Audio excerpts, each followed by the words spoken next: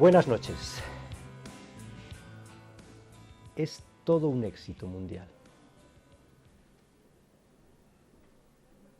Uno de los escritores, no solo de España, sino del mundo hispano, más leídos en este momento.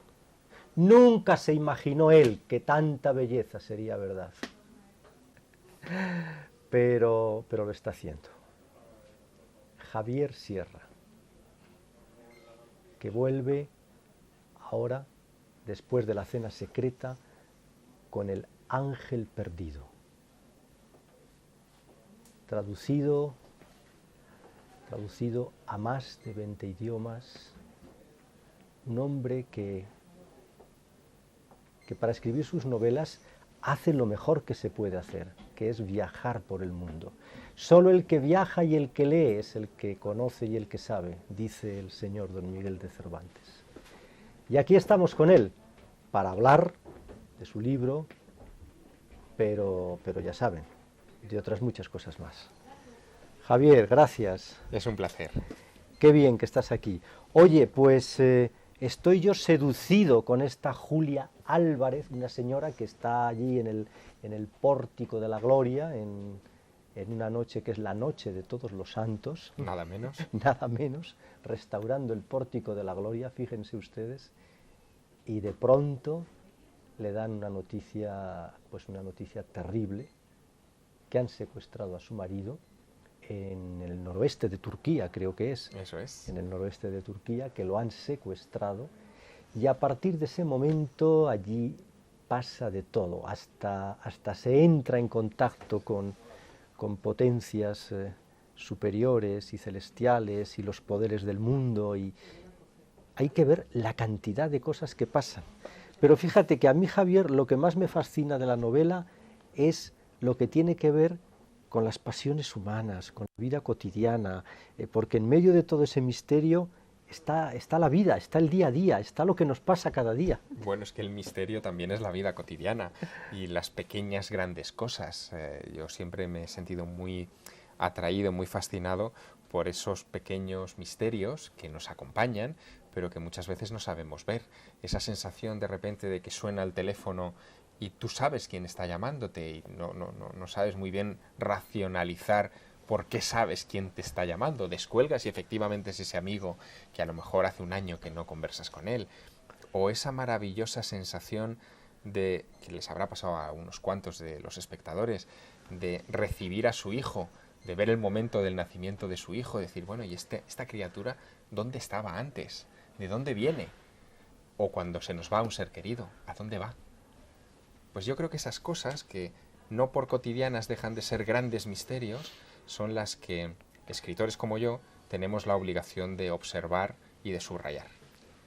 Ahora que dices esto, Javier, de la criatura que llega, de la vida que se levanta y de la vida que llega a su final, y yo te pregunto, el gran misterio es ese, ¿qué hay después de la vida?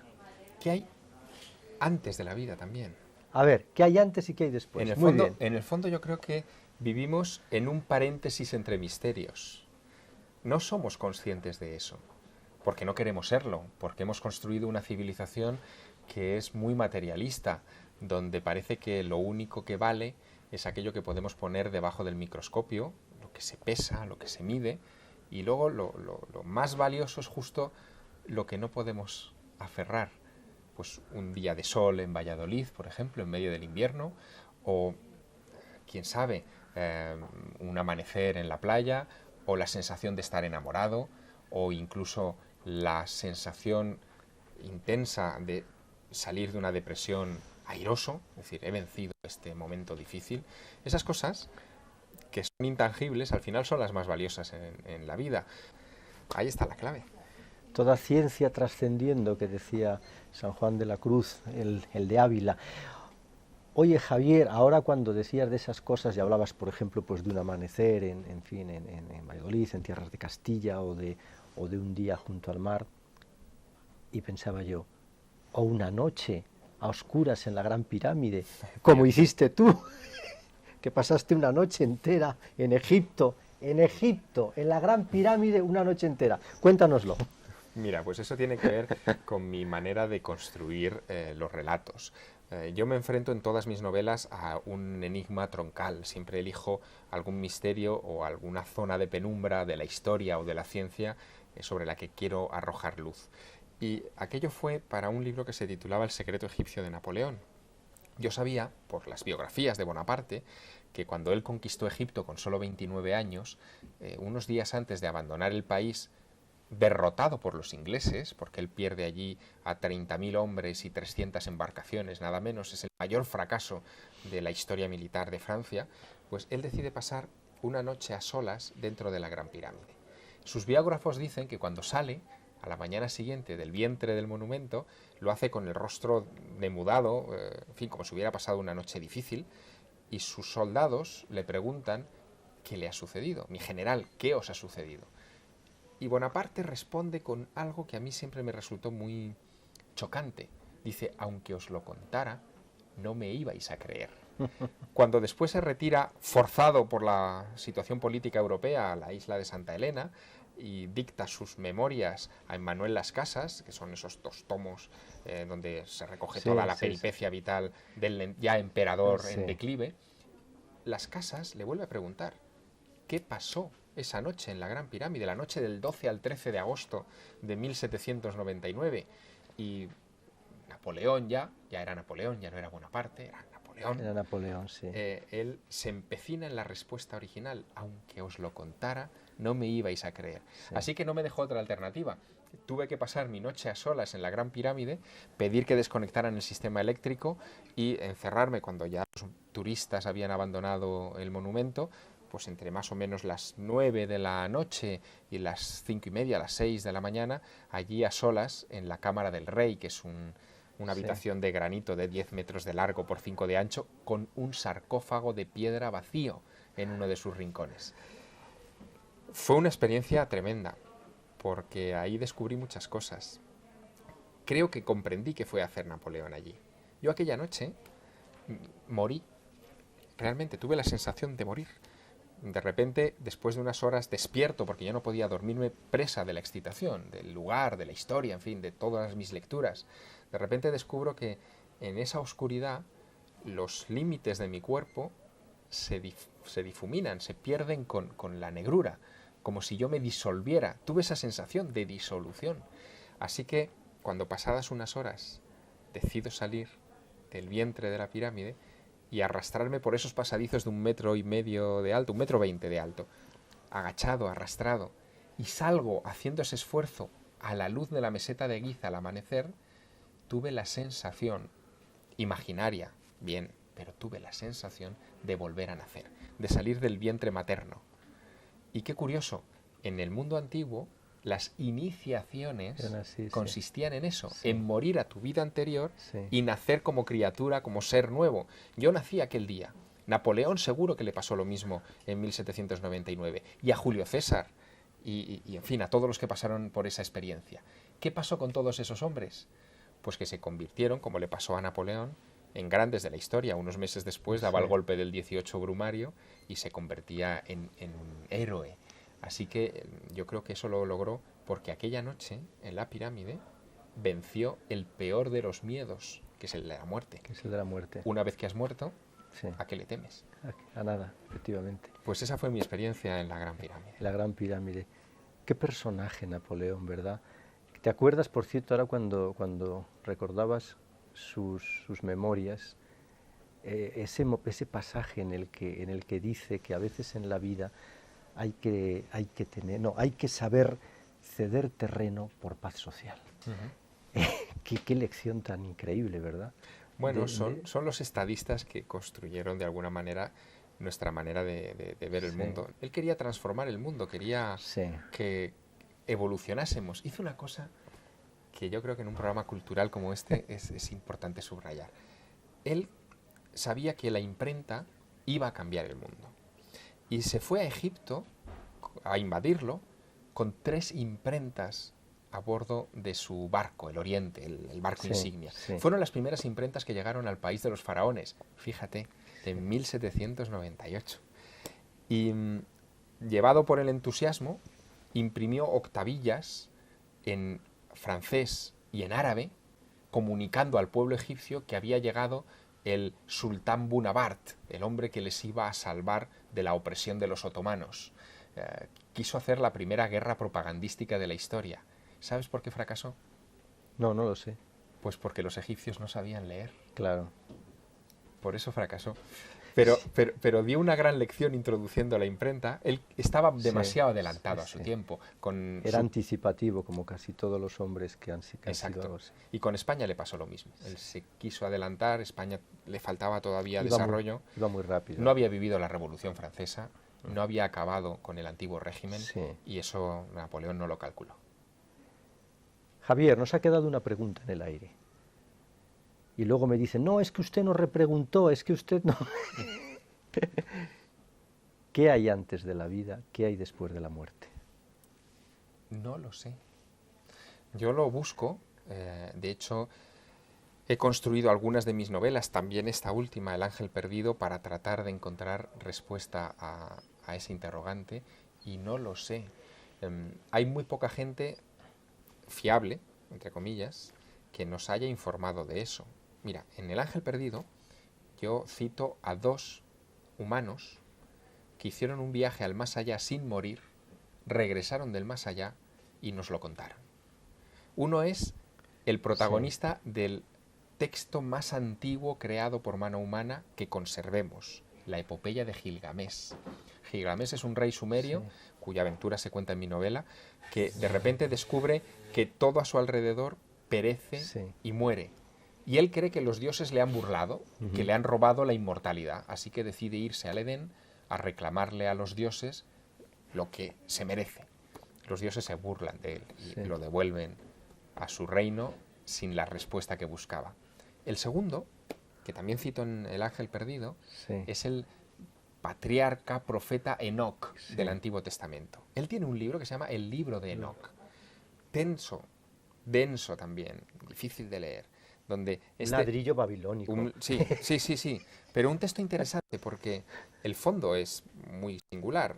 Enoc es arrebatado por Dios y se lo lleva a los 7 cielos sin morir. Recorre los 7 cielos, los describe con un puntillismo impresionante y nadie se entera porque la descripción son muy extrañas esas descripciones. Pero cuando desciende nos cuenta cómo es el más allá. Bueno, pues yo, inspirado en esos viajeros a lo imposible, a territorios que nos están vedados, he querido encontrar respuesta en ellos a tu pregunta, y por eso al final escribí esta novela, ¿no? Viajeros. Yo creo que esto de tus novelas y el dedicarte a escribir es una argucia que te has inventado tú para viajar mucho. Es una argucia para encontrar respuestas, es verdad. Pero para viajar. ¿Te fascina eso de viajar? Sí, me fascina desde muy pequeño. Sí, pero yo creo que al final el viaje es la vida, ¿no? Muchas veces no somos muy conscientes de eso, pero hasta estando aquí sentados en este momento, estamos viajando. Nuestro planeta orbita alrededor del Sol. El Sol orbita alrededor del universo. Viajamos a gran velocidad sin darnos cuenta de que estamos en un vehículo fascinante, impetuoso, que este instante de ahora, el hueco que ocupamos en el universo en este preciso minuto, no vamos a volver a ocuparlo nunca más, nunca, porque ya nos estamos desplazando. Cuando uno es consciente de eso, que el viaje se puede hacer hasta sin moverse de casa, la vida cambia. Y yo lo descubrí leyendo. ¿Qué piensas tú de los que están convencidos de que el verdadero viaje no es hacia afuera, sino hacia los adentros? Pues que tienen razón, pero también deben recordar que para viajar hacia los adentros hay que moverse por fuera. Es un poco lo que le pasa, volviendo a las referencias literarias, lo que le pasa a Parcival, el héroe del poema del Grial de Chrétien de Troyes. Él escribe esa obra en el siglo XIII. Parcival va en busca de un imposible, el Santo Grial, el castillo del Grial. Lo busca, lo husmea, finalmente cree encontrarlo y casi lo araña, pero no lo encuentra. Y regresa a su punto de partida con la lección de que al final lo importante no era encontrar el grial, sino buscarlo. Sino buscarlo. Las rutinas son devastadoras. El caer en la rutina es quizá una de las cosas que más daño nos hacen en la vida. Y mira que el escritor tiene la peor de las rutinas. Sí. Tiene que sentarse todos los días sí. delante de un folio en blanco y empezar a escribir. Pero amigo, es verdad que es la peor de las rutinas, pero lo que rompe la rutina es lo que va surgiendo en el papel. Eso nunca es igual. Y yo creo que cuando descubres eso, en fin, es maravilloso. Los ovnis. Hablemos de ovnis, que es algo que conoces bien y que has tenido experiencias también cercanas. Cuéntanos alguna. Cuéntanos alguna. Fíjate que también es otra de esas obsesiones de la infancia, ¿no? Yo los ovnis para mí encarnan mucho más que el fenómeno ovni en sí, es el sinónimo del misterio, una luz en el cielo que no sabes identificar, que no sabes de dónde proviene, que no sabes si es inteligente o parece inteligente. Sí. A mí me parece que es una cuestión muy, en fin, muy atractiva. Y descubrí que esas luces se ven desde la noche de los tiempos. Y un día, en Barcelona, supe que había un pueblo cerca de la montaña de Montserrat que celebra una fiesta a los ovnis. Es a los ovnis en el sentido de objeto volador no identificado. Sí.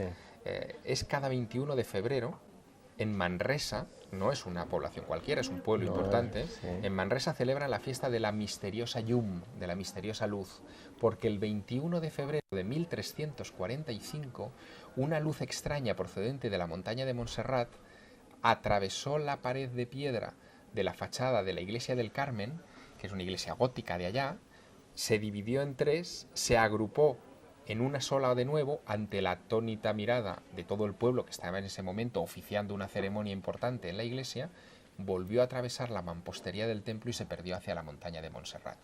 Hubo un notario, Pera de Pulcrosolano, que levantó acta notarial de aquello, y a raíz de ese acta notarial, que es un documento histórico del siglo XIV, se celebra la fiesta de la misteriosa llum.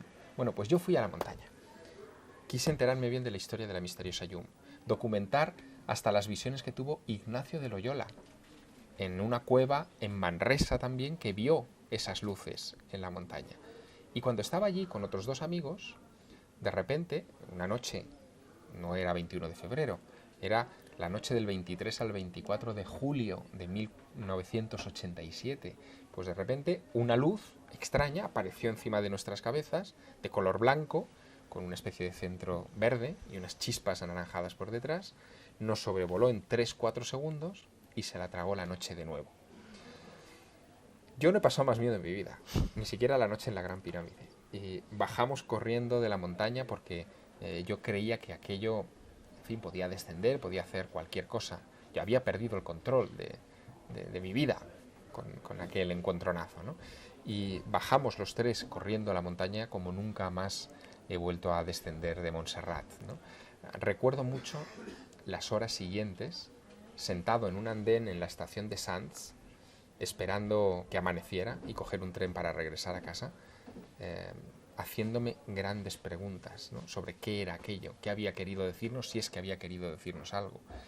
Y la verdad es que nunca supimos qué fue, nunca. Hablando de misterios de la historia, Javier, el oro perdido de los incas, que te he escuchado en alguna ocasión, que es una de los enigmas que te inquietan, el oro perdido de los incas, ese que Atahualpa escondió cuando llegó Pizarro a Cuzco, ¿no?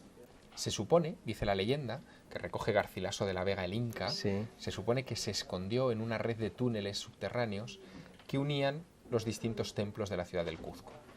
Un día, paseando por Cuzco, estando en Sacsayhuamán, que es una colina que está encima de Cuzco, ves toda la ciudad debajo, caí en la cuenta de algo muy curioso, y es que todas las iglesias principales de Cuzco están sobre una línea recta. Iglesias que se construyeron sobre los viejos templos de los incas, ergo sobre el viejo túnel que unía todas esas iglesias. Fue el principio de una observación que llevó a la Universidad de San Antonio Abad del Cuzco y a un grupo de expedicionarios españoles a pedir permisos para excavar en el subsuelo del antiguo Coricancha, que hoy es el convento de los dominicos, el convento de Santo Domingo. Nos dejaron excavar, encontramos las trazas del túnel, pero, bueno, como pasa en las novelas de misterio, cuando estás a punto de coger el tesoro se te escapa. Cuzco es una ciudad sísmica, es una zona muy sísmica. Aquel túnel existió, pero se excavó en barro y estaba colapsado. No pudimos encontrar finalmente el sendero original por el que probablemente se escondió el oro de los incas y que debe estar en algún sitio, todavía esperando a que, en fin, algún descendiente de Atahualpa lo rescate. Los misterios de la vida. ¿Y cuál es el misterio de Javier Sierra? A ver. Yo la pregunta que me hago muchas veces es, ¿qué hace un muchacho como yo investigando este tipo de cosas desde tan joven, ¿no? O sea, con esa, en fin, dedicación desde tan niño. No he encontrado respuesta. Yo no recuerdo haber tenido ninguna experiencia en la infancia extraordinaria, ni mis padres, que son funcionarios del Estado, me inculcaron especial interés en estas cuestiones. Es más, cuando yo les dije que quería ser periodista y escritor hace ya algunos años, ellos se asustaron, pensaron que eso no iba a ninguna parte, ¿no? Que tenía que buscarme una oposición y un trabajo serio, ¿no? Hacerte registrador de la propiedad, por lo menos. Lo que fuera, efectivamente. Pero esa es una pregunta que yo me hago muchas veces, ¿no? ¿Por qué? ¿Por qué este motor? ¿Por qué esta curiosidad constante? La aplaco escribiendo este tipo de libros, ¿no? El Ángel Perdido han sido 7 años de viajes, de buscar los escenarios. Y si intensa fue la aventura de estar una noche en la Gran Pirámide para aquella vieja novela del secreto egipcio de Napoleón, más intenso fue para El Ángel Perdido escalar el monte Ararat, una montaña de 5.165 metros, citada en la Biblia como el lugar donde encalló el arca de Noé, un lugar en el que en 1949 la CIA fotografía una roca de aspecto rectilíneo debajo de un glaciar que se ha deshecho en ese verano del 49 y que llaman la anomalía del Ararat, que creen que es el arca de Noé, que incluso convencen, años más tarde, a un astronauta, uno de los 12 que puso el pie en la Luna, James Irwin, misión Apolo 15, a irse en busca del arca de Noé. Subió él 7 veces a la montaña. Bueno, cuando yo leo todo eso, veo las fotos desclasificadas de la CIA del año 49 y me imagino lo que puede haber allí, me falta tiempo para subir esa montaña. Lo hice para El Ángel Perdido porque hay unas escenas que se desarrollan en la montaña de Noé, y lo hice gracias a la ayuda también de César Pérez de Tudela, un alpinista famoso, veteranísimo, que ya había estado allí y que me enseñó a subir una cumbre de ese tipo. Yo creo que así tienen que ser los libros que te aporten algo, que te aporten a ti como autor y al lector, que le den cosas que no estén en Google, porque al fin y al cabo es obligación nuestra que las obras contengan cosas originales. ¿Qué es lo más original, digamos, no tanto original, quizá lo que más te ha sorprendido y te ha seducido de todos estos años de investigación, de viajes? ¿Qué dirías tú que es aquello que más te ha tocado? Lo que más me ha tocado es encontrar paralelismos en viejas culturas previas a la era de la navegación, de todo tipo, de tipo cultural, de tipo arquitectónico. Por ejemplo, en Egipto, los antiguos egipcios, cuando construían sus templos, especialmente en el Nilo, unían los bloques dentro del bloque con una especie de grapas de cobre fundido. Hacían una muesca en un bloque, otra muesca en el bloque contiguo, y sobre ellas echaban una lámina de cobre fundido para que estuvieran pretas, digamos, por si hubiera un movimiento sísmico o cualquier disfunción de ese tipo. Las grapas tienen una forma muy peculiar, como si fueran un hueso de los dibujos animados, ¿no? Así extendidos en los bordes. Bueno, pues esas mismas grapas, las mismas, del mismo tamaño, con la misma función, las encontré en Tiahuanaco, Bolivia, en el lago Titicaca, a muchos miles de kilómetros de Egipto, en un lugar donde todavía hoy los urus, una etnia local, construyen unas balsas de totora, de juncos, que son idénticas a las que aparecen en representaciones del antiguo Egipto.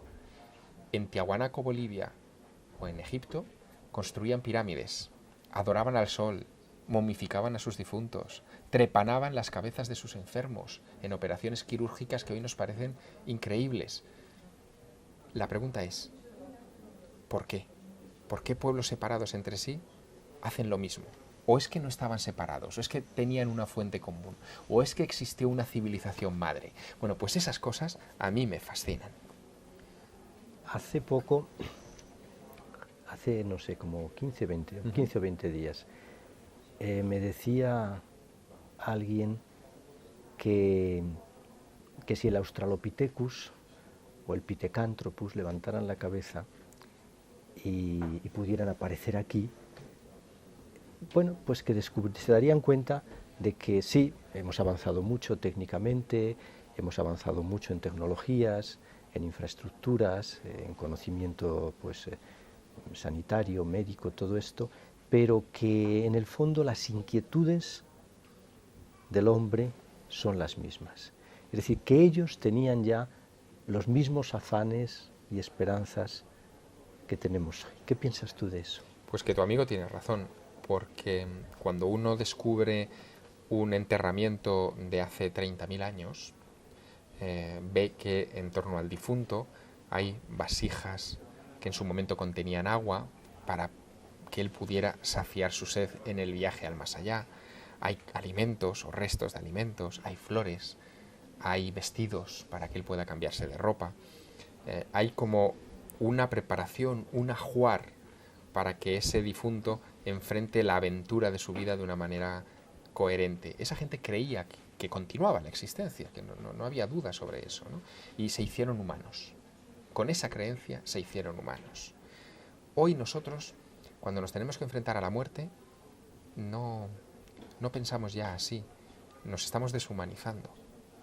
Quemamos a nuestro difunto porque ya molesta.